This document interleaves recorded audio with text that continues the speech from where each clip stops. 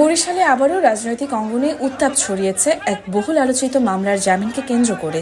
BNP কর্মীর ওপর হামলা ও হত্যা চেষ্টার মামলায় আদালতে আত্মসমর্পণ করে জামিন পেয়েছেন কার্যক্রম নিষিদ্ধ বরিশাল জেলা আওয়ামী লীগের সাধারণ সম্পাদক ও সাবেক সংসদ সদস্য তালুকদার মোহাম্মদ ইউনুস। সোমবার বেলা 12টার দিকে বরিশালের অতিরিক্ত চিফ মেট্রোপলিটন ম্যাজিস্ট্রেট আদালতে হাজির হন তিনি। বিচারক এস.এম. শরীয়তুল্লাহ তার জামিন আবেদন মঞ্জুর করেন পুলিশ রিপোর্ট দাখিলের আগ পর্যন্ত।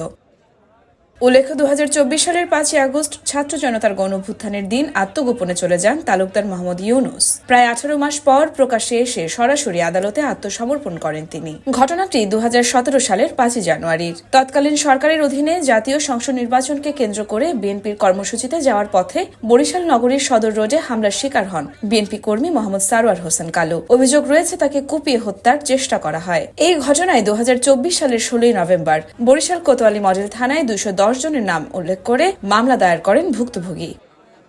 মামলার 3 নম্বর এজাহারভুক্ত আসামি তালুকদার মোহাম্মদ ইউনুস, এছাড়াও 1 নম্বর আসামি সাবেক মেয়র সেরনিয়াবাদ সাদিক আব্দুল্লাহ এবং 2 নম্বর আসামি এ.কে.এম. জাহাঙ্গীর।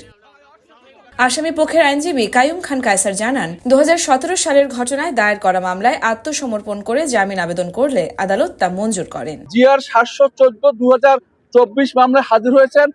আদালত সার্বিক বিবেচনায় মামলার গুণাগুণ বিশ্লেষণ করে তাকে পুলিশ রিপোর্ট দাখিল না হওয়া পর্যন্ত জামিন মঞ্জুর করেছে। অন্যদিকে রাষ্ট্রপক্ষের আইনজীবী অ্যাডভোকেট নাজিম উদ্দিন আলম পান্না বলেন, আদালত 2 পক্ষের বক্তব্য শুনেই জামিন দিয়েছেন।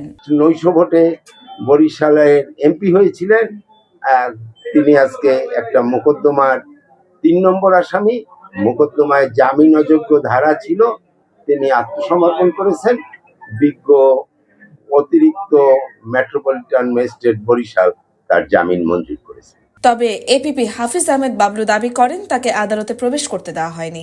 জেলা আওয়ামী লীগের সেক্রেটারি সাধারণ সম্পাদক তালুকদার মোহাম্মদ ইউনুসকে আজকে একটি রাজনৈতিক মামলায় জামিন দিয়েছে, যেটা একটা উদ্দেশ্যপ্রণীত দেশের মধ্যে একটা অরাজকতা সৃষ্টি করবে, তার লক্ষ্যে আমার মনে হয় এটি করেছেন। যারাই করেছেন তারা কাজটি ঠিক করেন নাই।